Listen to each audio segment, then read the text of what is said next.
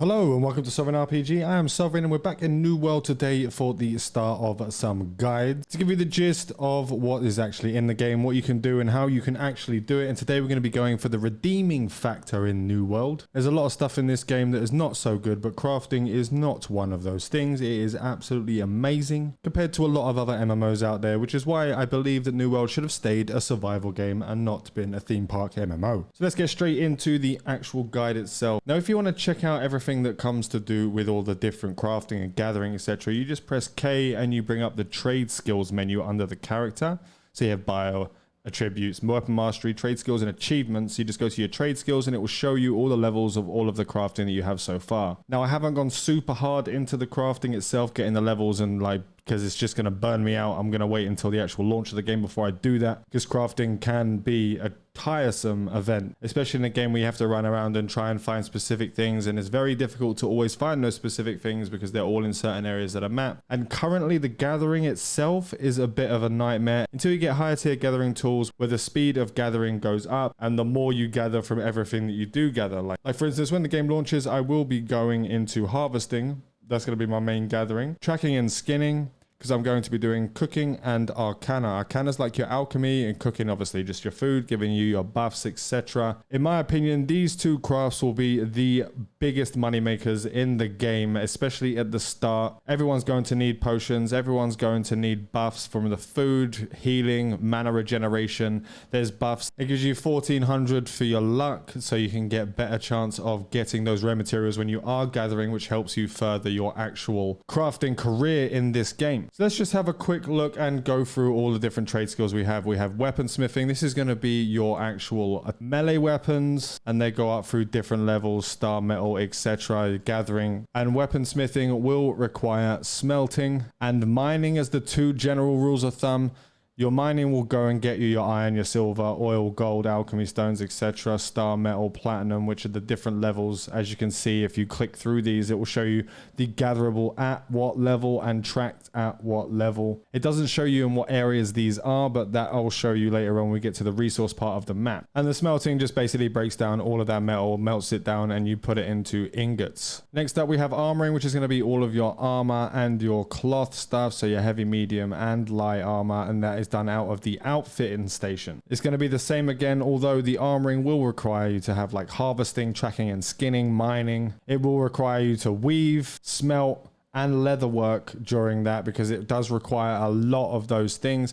You can just obviously buy the stuff off the market. When the game launches, I'm sure there'll be more people running around gathering and selling stuff on the different markets. So you could just go straight into the armoring and do it, buying and selling the armor itself. That'll be quite difficult at the beginning because everyone's going to be leveling up their crafting to try and get that money. Now we've got engineering, which is your sort of gathering tools, your fishing rods, etc., etc. And there's different levels of them all the way down. You can get your repair kits and some insanely named hatchets and stuff. This is also where you will be building bows and your muskets, and that will require your mining, that will require your harvesting, your tracking and skinning for some of those weapons, and also will require smelting, weaving, and leather working as well. Now your jewel crafting is only something that I haven't really touched on at all. One of my friends is actually going deep into this, and this will be crafting your rings and your necklaces, which will give you bonuses to specific stats, and maybe depending on what ones you make, and if you craft them into there, you can get different abilities and etc. on the actual items themselves. Arcana is, as I said earlier, it's going to be your potions. It's going to be your different resources that you're going to be crafting on there. It's going to be your life staffs and your fire staffs and your actual ice gauntlet. It's going to be the weapons for your casters, and it's going to be one of the better money makers in the game because everyone is going to need a steady stream of potions, especially if they're not using a life staff. So with the Arcana, you're going to be looking to do a lot of harvesting. It's definitely one of the harder ones to get into because getting the actual plants that you need for specific ones. Now there is different ways you can use different materials to craft the same item, which is another thing we'll go over in a little bit because it's actually really bloody good the way that the system has been implemented. So you're going to be looking at your harvesting pretty much, and that's all you're going to be needing for your Arcana at the beginning. Next up, we have cooking, which will give you your actual bonuses to mana regen, health regen. It will give you a heal if you're not being attacked, and then it will heal you over 25 minutes at a certain tick way. You will be able to craft your different levels of food, and again, as I said earlier, you will get stuff like the 1400 to luck, which will get you to gather much rarer loot. So it's actually pretty decent. It's going to be one of the better money makers, especially if there's going to be a lot of gatherers in there. You have a lot of dyes, and who doesn't want to look cool as shit when they're actually making their gear and they've got the gear that they want, and they want it to be specific colors, because the items and the armors are a little bit sort of lackluster when it comes to the coloring. It's very bland. So this is probably going to be a massive money maker, especially in the dye department. Cooking is going to require your tracking and skinning to get the meat, etc. Your harvesting for your vegetables, and your fishing to get the fish and the fish oil, etc. You're only going to need the 3 gathering. You won't have to do any of the refining for the cooking. And last up, we have the furnishing, which is going to sort of give you your stuff that gives you bonuses in your house, to give you buffs, etc. When you're going and getting the combat trophies, they'll give you buffs to certain things when you put them in the house. And if you want your house to look cool, you can have certain things in here like your chairs and beds and bookcases, etc., to make it look more homely. The furnishing is going to require mining. It's going to require logging, woodworking, smelting, because there are some things in there that do require metal, and some that do require leather working, so skinning will be involved in that one as well. So your smelting, as we said previously, is basically just your mining, getting your metal and smelt it down into ingots. You got the woodworking, which cuts different wood down into lumber, and you got making the coarse sandpaper, wooden planks, higher level stuff for your glittering ebony, etc., etc. Your leather working is going to be just basically tanning. You're going to be tanning the skins that you get off animals when you are actually tracking and skinning them. Is when you're harvesting things like hemp, and you get your fiber, and you'll turn that fiber into linen and then sateen, silk, and they all require different things. You'll get these much later on, and it's just your ingredients in order to make some armoring when you're using the outfitting station. You'll get things like gems in stone cutting, etc., which give you different buffs and give you double buffs. Some of these things give you really good, so damage against targets less than 30%, and you get your different bonuses. This comes from stone cutting. This is going to be another one that will make you quite a decent amount of money, because everyone's going to be needing to fill those slots, especially if they want to min-max in the PvE sense. And the PvP sense, where it will be massively important. This also cuts down your actual stones, your boulders and stuff that you get into block. Logging is cutting down trees, mining ores and rocks. You got your fishing, which is obviously fishing. Then harvesting, which is getting your fiber from hemp plants. You get herbs and spices for your cooking. You have fungi, magical creatures, magical plants. These give you massive amounts of moats, especially if you're looking for that in the Arcana sense. Your silkweed's upgraded hemp, and then the wire fiber is the upgraded silkweed. Your magical plants give you moats and stuff to make your potions with, and the fungi is used for cooking. So let's have a quick look on the map, and I want to show you the icons for the different stations. You have the cross, fork, and spoon with the pan. That's your kitchen. It's where you're going to be doing your cooking.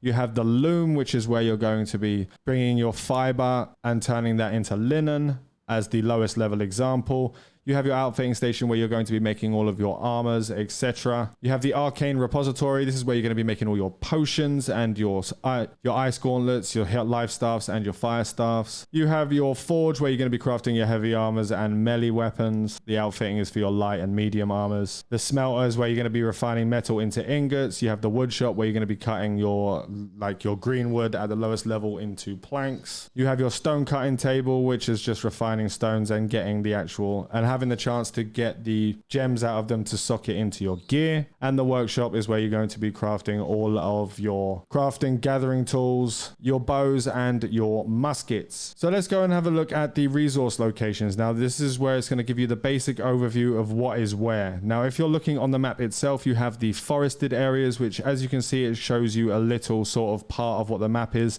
So these forested areas here, it's going to show you what it actually is on this side, and you'll be able to get green wood, you'll be able to get fibers there, and hyssop, which is from your herbs. And those herbs that you get give you different things if you're lucky enough to get the upgraded materials from them. The grassland, which you'll see over this sort of area, looks like it just looks like grassland. It's pretty self-explanatory, but you'll be able to get fibers and hyssop from there. You'll also get things like rabbits, you'll get oxes, boars in these areas as well. The animals are pretty much all over the place. You have your highland, which will be giving you your silver ore, your iron ore, and your stone. This is just the basic commodities, the 1s to 2s to 3s. You have your marshes, denoted by the tall grass, where you get things like oil. You have your shrubland, which is denoted by the bushes, where you'll be getting your berries and your greenwood. Coastal hills, you'll be getting flint and greenwood. And then the beach, where the main resource on the beach is going to be flint. Now you will find other things in these areas, but mainly the upgraded gathering materials that you do get come from actually just getting the basic materials.